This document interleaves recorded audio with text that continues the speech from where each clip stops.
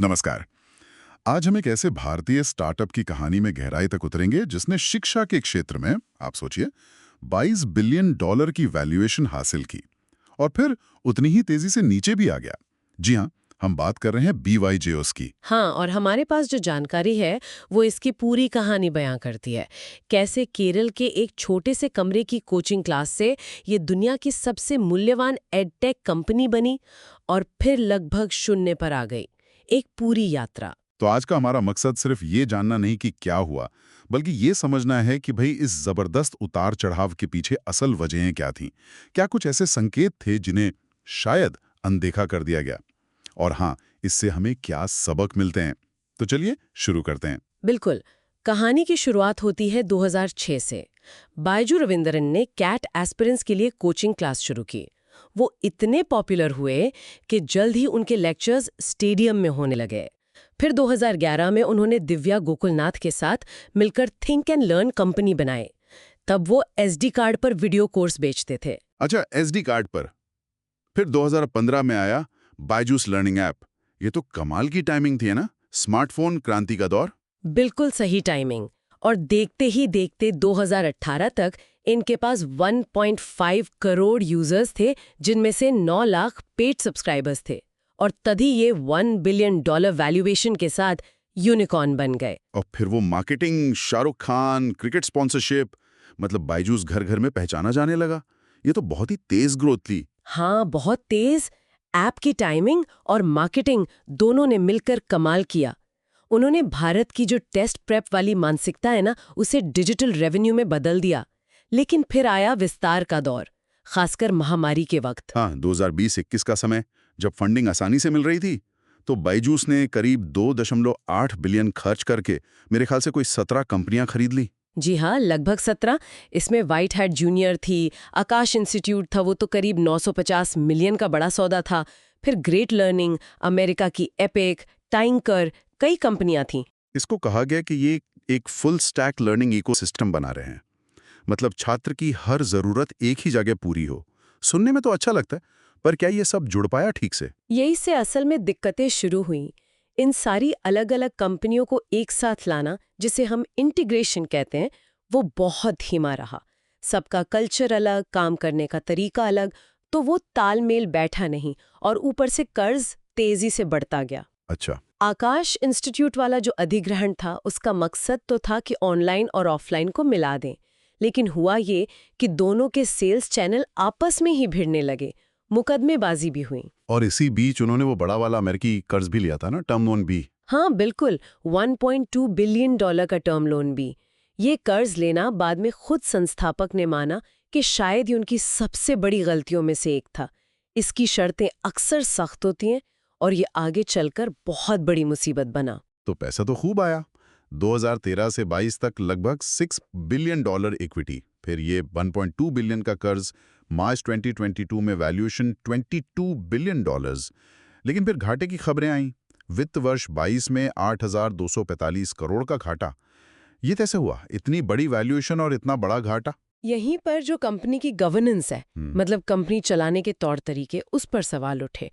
उनके ऑडिटर थे डिलॉयट। हाँ। उन्होंने सवाल उठाया कि कंपनी अपना रेवेन्यू कैसे गिन रही है, मतलब कमाई दिखाने के तरीके पर। अच्छा, रेवेन्यू रिकग्निशन पर। हाँ, और जब सहमति नहीं बनी तो डिलॉयट ने 2023 में इस्तीफा दे दिया। ये किसी भी बड़ी कंपनी के लिए बहुत बहुत बड़ा रेड फ्लैग होता है। जाहिर सी बात है, ऑडिटर का जाना तो मतलब। हाँ, ये भरोसा खत्म होने जैसा है। फिर 2024 में अगले ऑडिटर BDO, उन्होंने भी पारदर्शिता की कमी का हवाला देते हुए काम छोड़ दिया। आप रे, तो मतलब वित्तीय स्थिति ठीक नहीं थी, ये साफ संकेत थे। बिल्कुल। और इसका असर सीधे वैल्यूएशन पर दिखा। जो बड़े निवेशक थे जैसे प्रोसस, ब्लैक रॉक, उन्होंने 2023-24 में अपनी हिस्सेदारी की वैल्यू घटाकर लगभग शून्य कर दी। सोचिए, $22 बिलियन से लगभग जीरो। ये तो अविश्वसनीय गिरावट है। और पैसों की तंगी के अलावा कंपनी के अंदर की माहौल और सेल्स के तरीकों पर भी तो गंभीर आरोप लगे थे। हाँ, ये पहलू भी बहुत चिंताजनक था। कई मीडिया रिपोर्ट्स आए, बच्चों के अधिकारों के लिए जो राष्ट्रीय आयोग है NCPCR, उन्होंने समन भेजा।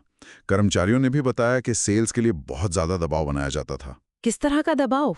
आरोप थे कि ऐसे परिवारों को टारगेट किया जाता था जिनके बच्चे पहली पीढ़ी के लर्नर्स थे। उन्हें लोन लेने को कहा जाता था, कई बार शायद गुमराह करके भी।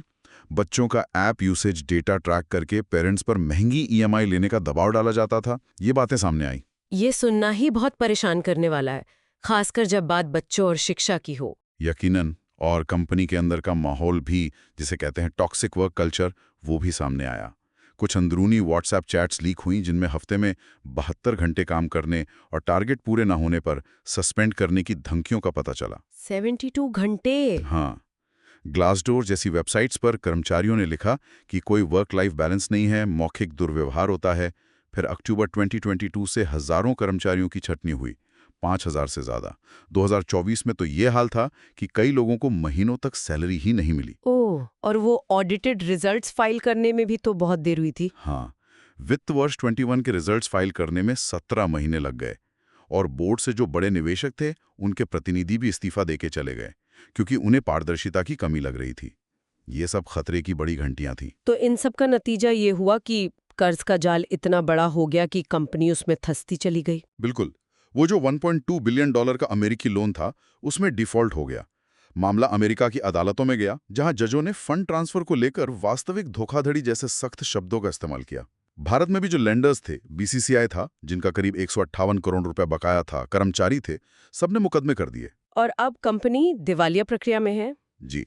अब कंपनी इंसॉल्वेंसी रेजोल्यूशन प्रोसेस में है। एक प्रोफेशनल अब रोजमर्रा के काम देख रहा है और कंपनी की संपत्ति बेची जा रही है। जैसे वो एपिक और टिंकर जो खरीदी थी, उन्हें बहुत कम दाम पर बेचा गया, खरीद कीमत से 80-90% कम पर। और सोशल मीडिया पर आम लोगों में भी काफी गुस्सा दिखा होगा। हाँ, रेडिट जैसे प्लेटफॉर्म्स पर बाइजू रविंद्रन को लेकर काफी तीखी बातें कही गई। जिन कर्मचारियों को सैलरी नहीं मिली, उन्होंने ऑनलाइन अपना दुख और गुस्सा जाहिर किया। किसी ने लिखा था, पैशन डजंट पे आवर बिल्स, मतलब सिर्फ जुनून से घर नहीं चलता। तो अगर हम संक्षेप में देखें इस गिरावट के कारण क्या थे, तो कह सकते हैं हर कीमत पर सिर्फ ग्रोथ पाने की सोच, बहुत ज्यादा कर्ज लेना, खासकर वो 1.2 बिलियन का लोन, कमजोर गवर्नेंस, पारदर्शिता की कमी, एक ऐसी संस्कृति जो सिर्फ सेल्स पर जोर देती थी, चाहे तरीका सही हो या गलत, और जो कंपनियां खरीदी उन्हें ठीक से एकीकृत ना कर पाना, और हाँ, महामारी खत्म होने के बाद स्कूलों का वापस खुल जाना। तो ये बायजूस की कहानी एक तरह से एक बहुत बड़ा सबक है। ये दिखाता है कि सिर्फ तेजी से आगे बढ़ना, बड़ा बनना ही सब कुछ नहीं होता। अगर आपके पास मजबूत नैतिक आधार नहीं है, सही गवर्नेंस नहीं है, एक टिकाऊ बिजनेस मॉडल नहीं है, तो एक राष्ट्रीय सफलता की कहानी भी एक चेतावनी भरी मिसाल बन सकती है। सही कहा। असली वैल्यू सिर्फ अजीजी वैल्यूएशन में नहीं होती, वो पारदर्शिता में होती है, भरोसे में होती है, स्थिरता में होती है। तो इस पूरी कहानी के बाद ये सवाल मन में आता है कि क्या हमारे देश के स्टार्टअप इकोसिस्टम को अब सिर्फ यूनिकॉर्न बनाने की होड़ से थोड़ा आगे देखने की जरूरत है? क्या हमें ऐसे बिजनेस मॉडल पर ध्यान देना चाहिए जो टिकाऊ हों, नैतिक हों? ये एक बहुत जरूरी सवाल है जिस पर विचार होना चाहिए। तो श्रोताओं, अगर आपको हमारी ये गहरी चर्चा, ये विश्लेषण उपयोगी लगा, तो इसे लाइक जरूर करें। इस पूरी कहानी पर आपके क्या विचार हैं, नीचे कमेंट्स में हमारे साथ साझा करें। और हाँ, भविष्य में ऐसी और ज्ञानवर्धक चर्चाओं के लिए हमारे चैनल को सब्सक्राइब करना ना भूलें। आज के लिए बस इतना ही। धन्यवाद। धन्यवाद।